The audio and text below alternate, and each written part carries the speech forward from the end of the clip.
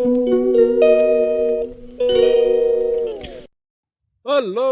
साथीहरू, के छ हौ हालखबर? लु, म त तपाईँलाई एउटा सानो कुरा भन्न आएको है। के भन्नु र, यो अहिले नेपाल सरकारले दिन्छ नि व्यक्तिगत श्रमस्वीकृति। त्यो व्यक्तिगत श्रमस्वीकृतिले गर्दा धेरै मान्छे ठगिएको छ। सायद अब त्यो व्यक्तिगत श्रमस्वीकृति त खालि आउने कमिसन मन्त्री प्रधानमन्त्री कोसँग पुग्छ थाहा भएन होइन। अहिले यो युरोपमा, विशेष गरी युरोपमा चाहिँ आउनेहरूलाई प्राय सबै दलले चाहिँ व्यक्तिगत श्रमस्वीकृति गरेर लिएर आउँछ। व्यक्तिगत श्रमस्वीकृति गरेर आएपछि के हुन्छ भनेदेखि भोलि तपाईँलाई यहाँ अप्ठ्यारो पर्यो, गाह्रो पर्यो भने तपाईँले उजुरी गर्ने ठाउँै हुँदैन। तपाईँले व्यक्तिगत श्रमस्वीकृति भनेपछि सबै त्यो आफ्नो ओन रिस्कमा आएको हुन्छ तपाईँ होइन। तपाईँलाई पठाउने न म्यान पावर हुन्छ न के हुन्छ।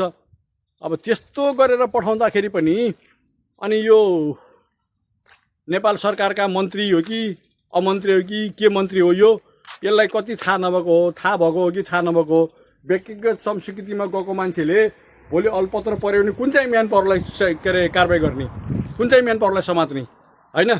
श्रमस्वीकृति चाहिँ भनेको मेरो लागि चाहिँ यो खसी पोका बेच्ने, दसैँमा खसी पोका बेच्ने रसिद जस्तै हो श्रमस्वीकृति भनेको है। रसिद दिने सिद्धियो। श्रमस्वीकृति गएको मान्छे मरोस् मारोस् सिद्धियोस् केही मतलब छैन। राज्यलाई पैसा चाहिएको छ। कसरी हुन्छ? मान्छे पठाएर पैसा मात्रै लिने हो होइन। त्यसकारण अब अहिले यस्ता जेनजीको सरकार भनेको छ, लेन्जीको सरकार भनेको छ, कमसेकम बुझ्नुपर्छ नि व्यक्तिगत श्रमस्वीकृतिमा आएर मान्छे कति अल्पत्र परेछ भनेर। अर्को कुरो, पोर्चुगलको कहानी सुन्नुहोस्। पोर्चुगलमा तपाईँको ल्याउने भनेको कुनै पनि कम्पनीले डाइरेक्ट ल्याउँदैन। कम्पनीले यहीँको लोकल कामदार मागेको हुन्छ। त्यो लोकल कामदार मागेको कागजले नेपालबाट मान्छे ल्याउने हो कि। त्यो ल्याउने धन्दामा यहाँका अब एनआरएन सेनारन अलि सङ्घ संस्था अलि चालु साउजीहरू होइन, अलि नाम चलेका मान्छेहरू सबै इन्भल्भ छ। तर सबै थाहा छ सरकारलाई, सरकार केही गर्दैन। अब अहिले त राजदूत आवास पनि छ। राजदूत आवासले किन जानकारी दिँदैन सरकारलाई यो चाहिँ यसरी आएको मान्छेहरू ठगिएछ भनेर होइन। पोर्चुगलमा भिसामा आएको मान्छेहरू ठगिएछ भनेर राजदूत आवासको पनि त दायित्व होला नि त होइन। राजदूत आवासले भन्नु पर्ला नि त यो D1 भिसामा यसरी आएको मान्छेहरू ठगिएछ भनेर किन भन्दैन राजदूत आवासले होइन। अब त्यहाँ पनि क्वेसनको विषय छ। त्यसकारण तपाईँहरू कोही साथीहरू चाहिँ श्रमस्वीकृतिमा नेपालबाट आउँदै हुनुहुन्छ भनेदेखि विचार गर्नुहोस् है। श्रमस्वीकृतिमा भन्नाले व्यक्तिगत श्रमस्वीकृतिमा पोर्चुगलको रेजिडेन्स भिसा भन्छ होइन, D1 भिसा भन्छ।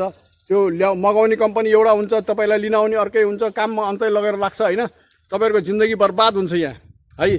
कोही सैकडा 10% मात्रै राम्रो काम पाउँछ र राम्रो ठाउँमा पर्छन् होइन। अधिकांश मान्छे दुःख पाएको छन्। यहाँ मसँग टिकटक लाइभमा कति मान्छेहरू जोडिनुहुन्छ होइन। कसैको श्रीमती, कसैको छोरा, कसैको भतिजा यही D1 भिसामा लिएर आएको। कोही 14 महिना भयो, कोही 15 महिना भयो, कामै दिएको छैन, 2 महिनाभन्दा बढी काम गराएको छैन। त्यो पनि के अरे ट्याक्स हालिदिएको छैन, 2 महिना काम गरेको त्यो पनि पैसा दिएको छैन भन्ने मान्छे कति छन्। तर यहाँ कसैले सुन्दैन, किनभने तैचुप मैचुप जम्मैको माल खाएको छन्। विशेष गरी श्रम विभाग र श्रम मन्त्रालयले माल खाएको छ होइन। श्रम मन्त्रालयले माल नखाएदेखि त रोक्थ्यो होला नि त यसरी। यो व्यक्तिगत श्रमस्वीकृतिमा गएर नेपालबाट चाहिँ पोर्चुगलमा मान्छे अल्पत्र परेछ भने त सारा संसारलाई थाहा छ त। अनि किन बोल्दैन त? पहिला पनि थाहा थियो त। पहिला वाणिज्य थियो, वाणिज्यलाई थाहा थियो। वाणिज्यले त कसैलाई भनेन। किन भनेन भन्दा वाणिज्यको भाइ भतिजा छोरा नाति सबै यही मान्छे ल्याउने ओसार्ने काममा थिए। त्यही भएर वाणिज्यले यो चाहिँ मैले भनेको वाणिज्यलाई गएर भन्दा खोइ कसरी ल्याउँछ थाहै भएन भन्थे।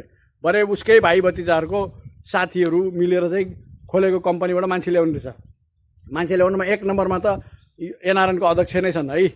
पुराना अध्यक्ष 16 का अध्यक्ष उहाँहरू त्यस्तै हो। त्यसपछि 17-18 का अध्यक्ष सबै एनआरएनको अध्यक्षले ल्याउने। एउटा एनआरएन अध्यक्षले त 2016 देखि अहिले 2022 सम्म 1000 भन्दा बढी मान्छे ल्याए यहाँ यो श्रमस्वीकृति के अरे D1 भिसामा होइन। भनेपछि विचार गर्नु त एनआरएन किन बन्छन् यहाँ मान्छे र कसरी मान्छे ल्याउँदो रहेछन् भन्ने कुरो बुझिन्छ नि होइन। त्यसकारण हामीले त कराउँदा थाकेको होइन। यो भिडियो कसैले यदि हेर्दै हुनुहुन्छ र तपाईँका मान्छेहरू पनि कोही आउँदै हुनुहुन्छ र तपाईँका कोही चिनेका मान्छे यी रासोपा पार्टीका श्रम मन्त्रीका र प्रधानमन्त्रीका छेउछाउमा छन् भने सुनाइदिनु होला। तपाईँका मन्त्रीको गलत कार्यले गर्दा यहाँ अहिले मान्छेले दुःख पाए। नेपालको श्रम मन्त्रीको बुद्धि नपुगेर मान्छेलाई खालि विदेश मात्रै पठाउने चक्करमा चाहिँ नेपाली जनताले दुःख पाएका छन्। त्यसकारण समयमै यो व्यक्तिगत श्रमस्वीकृति रोकिदिनुहोस् होइन। पोर्चुगलको लागि विशेष गरी पोर्चुगलको चाहिँ श्रमस्वीकृति चाहिँ नरोक्यो भने यहाँ रुवाबासी हुन्छ। किनभने पैसा पनि हेर्नुहोस् 22 लाखदेखि 25 लाख लिएको छ होइन। मान्छे लिएर आएर काम छैन, 920 स्यालेरी हो, 920 मा 200 कोठाको, 200 खाना, 400 बच्चा, 400 रुपियाँ भनेको 17 तिया 51 होइन, 51 र 17 ले कति भयो, 10 61 62-63 हजार रुपियाँको लागि 22 लाख 25 लाख तिरेर मान्छे आउँछन् होइन। त्यसकारण पोर्चुगल आउने भनेको दले मटाउने मात्र, तपाईँको केही हुनेवाला छैन। त्यसकारण जो जतिले हेर्नुभएको छ सेयर गर्नुहोस्, मान्छेलाई समयमै जानकारी दिनुहोस्। यो पोर्चुगलमा यसरी आउनु भनेको ठगिनु हो। यसमा ठुलो हात भनेको राजु दाबस चुपो लाएर बसेछ। राजु दाबसको पनि गल्ती छ होइन। राजु दाबसले सरकारलाई जानकारी गराउनुपर्छ यो भिसामा आउने मान्छे ठगिएका छन् भनेर। राजु दाबस नबोल्नु भनेको, राजु दाबसको पनि केही न केही कमजोरी छ। अर्को मुख्य कमजोरी भनेको नेपाल सरकारको श्रम विभागमा यो श्रम दिने ठाउँमा चाहिँ चोर डाका मात्रै बस्छन्। त्यसकारण जति सक्दो छिटो त्यो चोर डाका कर्मचारीलाई चेन्ज नगरिकन हुँदैन। र अर्को मुख्य कुरो भनेको व्यक्तिगत श्रमस्वीकृति दिन बन्द गरियोस् है त। मेरो यति हो, अरू केही छैन। जसलाई जे भन्न मन छ कमेन्टमा भन्नु होला है त। ल।